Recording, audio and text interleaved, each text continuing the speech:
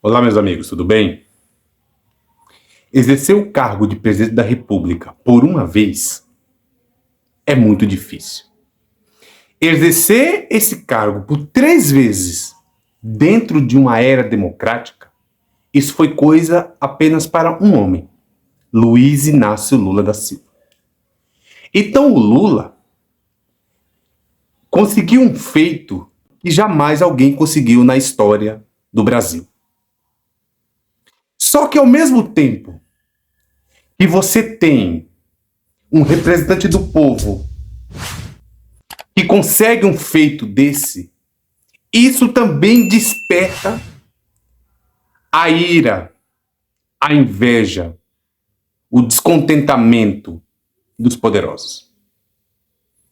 Porque é bom que fique claro para todos nós que você está falando de pessoas que sempre foram donos do poder, ou donas do poder. Porque, pense comigo, desde lá da época da escravidão, o que é que a gente tinha?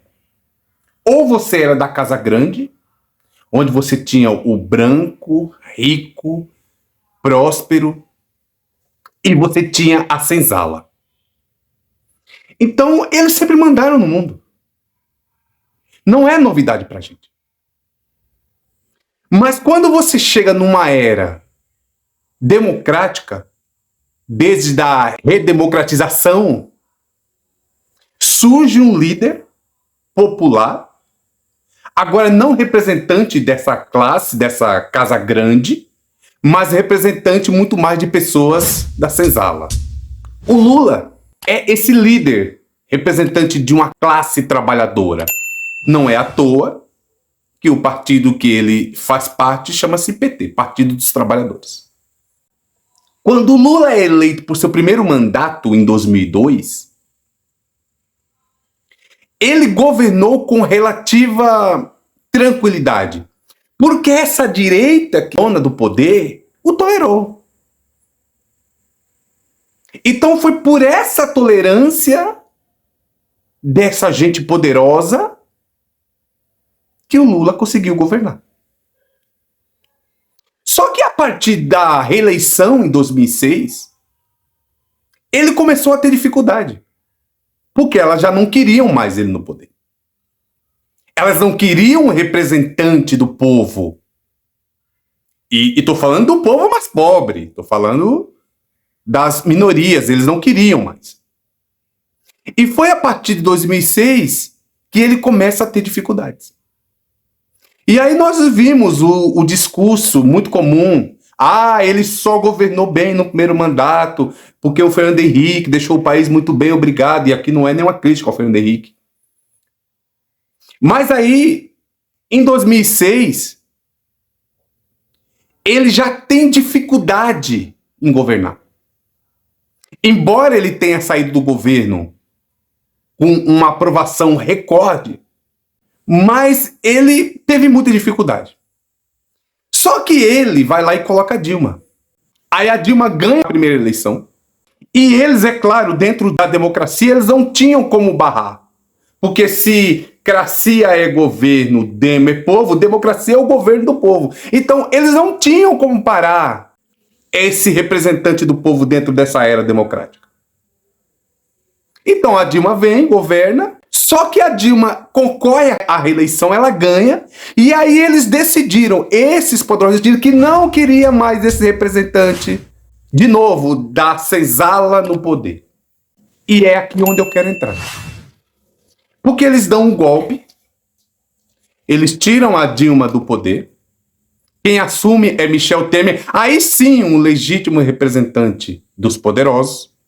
E agora, depois que o Michel fica, nós teríamos uma nova eleição. Ele cumpre o restante do mandato. Mas é claro que eles não iam permitir. Claro que eles não iam permitir.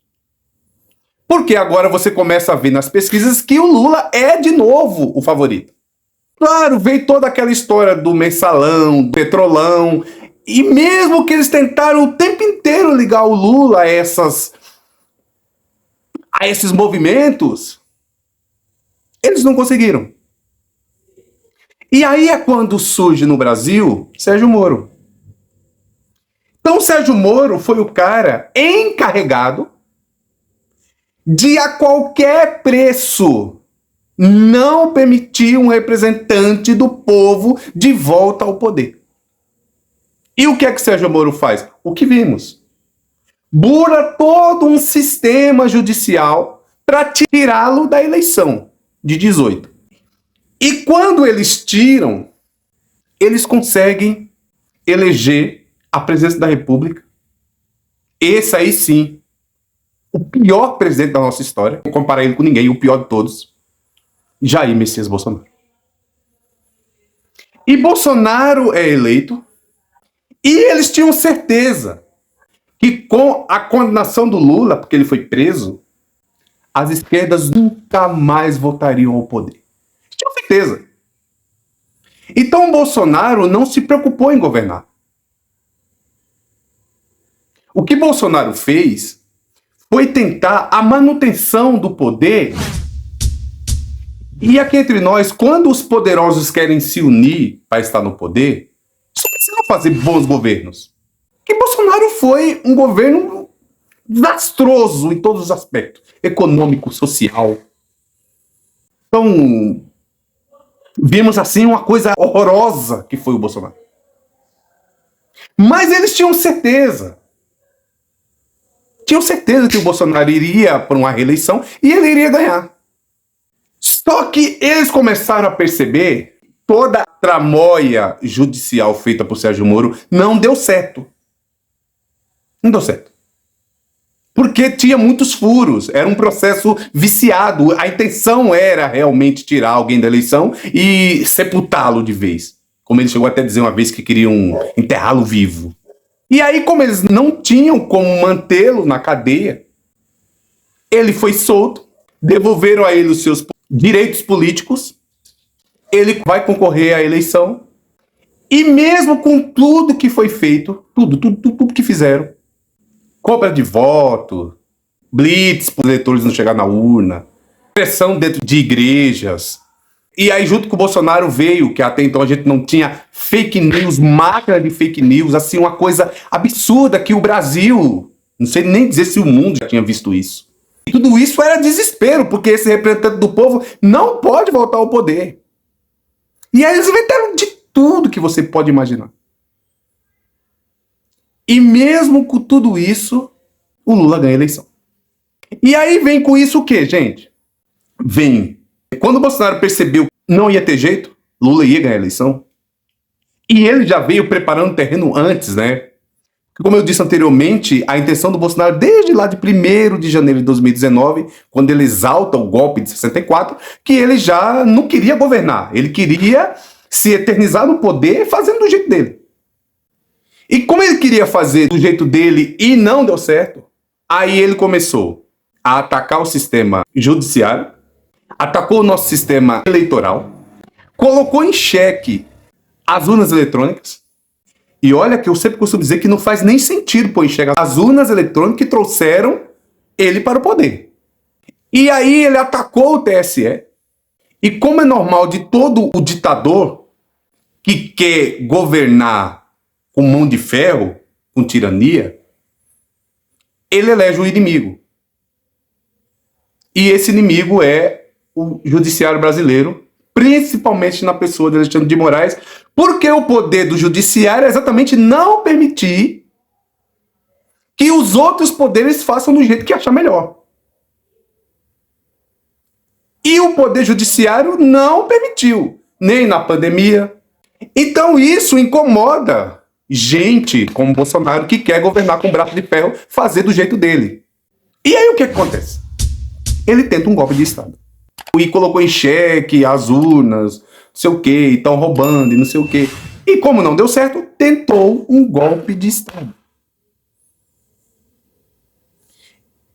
E dentro desse golpe, que ele não conseguiu dar, tá?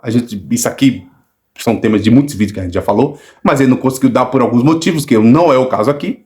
Ele não conseguiu dar o golpe. Ele perde a eleição, e você lembra quanto tempo ele passou? Dá o pronunciamento, porque ele nunca reconheceu a derrota. Que isso é típico de ditador. Deixar o benefício da dúvida. Será que o outro ganhou mesmo? E ele fez isso. E aí, como ele nunca fez o reconhecimento de que perdeu a eleição, ele deixa o poder, mas, repito, a extrema-direita, com seu representante Bolsonaro, inconformados que um representante legítimo do povo tinha voltado ao poder. Aí o que eles fazem? Tentam um outro golpe, que foi os ataques à sede dos três poderes em Brasília. E como é comum dessa gente, tentaram colocar a culpa nas esquerdas, são infiltrados, não sei o quê, blá blá blá. Isso que a gente vem ouvindo aí. E aí, depois de tudo isso, não teve jeito, não conseguiram dar o golpe, não conseguiram fazer com que o perdedor assumisse o poder. E o que eles fazem? Inconformados, com mais de anos de passada a eleição, agora vem a história do Elon Musk. E o Elon Musk vem repetindo o que Bolsonaro e sua turma disse durante todo o processo eleitoral e agora com o Lula já no poder. E o que ele disse? Que tinha que pedir o impeachment do Alexandre de Moraes, ou ele tinha que renunciar. O Alexandre de Moraes tirou o Lula da cadeia e deu um jeito de ele ganhar a eleição. E tudo isso, gente, eu vou dizer para vocês o que isso significa. Nunca deixou de ser golpe. O que essa gente quer é golpe. E agora quer usar um bilionário que não tem nada a ver com a gente, que não tem nada a ver com o Brasil, mas como é multibilionário, há quem diga que é o mais rico do mundo, com um poder econômico assim fora da realidade, usar esse cara para tentar desestabilizar o judiciário brasileiro, desestabilizar o governo, fazer uma espécie de comoção popular para tentar ainda não permitir que o Lula continue no poder. É isso. O diálogo é assim, quem tá aí é um ignorante, 9 dedos, analfabeto, ladrão, não sei o quê. Nunca teve a ver com isso. O que eles têm como objetivo é fazer com que Jair Messias Bolsonaro, que perdeu, volte ao poder. É isso. E eles farão qualquer coisa que for necessário. E é claro que estão usando Alexandre de Moraes como o inimigo. Porque todo ditador precisa eleger um inimigo. E esse inimigo chama-se Alexandre de Moraes. Não tem a ver com Lula. As urnas não foram fraudadas. Porque algo desse tipo eles já teriam dado provas. Não tem provas de nada. Não é nada disso. Tudo isso chama-se pessoas que não se conformam com o representante do povo no poder, um perdedor, desculpa a expressão aqui, asqueroso, que não se contenta com a derrota, que não se contenta em deixar o poder, a mamata, o dinheiro, privilégios, e aí quer a fim da força de qualquer forma voltar ao poder. E eu quero terminar dizendo para vocês, a única coisa que o país pode fazer é, a gente não pode se acovardar. As instituições brasileiras não podem se acovardar. O que nós temos que fazer é ir até o fim. E o único jeito de a gente parar com isso é colocando golpistas como a extrema-direita, Bolsonaro e agora Elon Musk nos seus devidos lugares. Cadeia. O Brasil pode prender Elon Musk? Não, porque ele não está aqui. Mas se ele estiver aqui e estiver cometendo crime, sim, ele pode ser preso. Tá bom, gente? É o que eu queria dizer para vocês. Desde já eu peço a vocês que vocês fortaleçam meu trabalho, inscrevam no canal, deixem seu like, deixem seu comentário, ative o sininho, compartilhe esse vídeo com outras pessoas, tá bom? E mais uma vez, muito obrigado.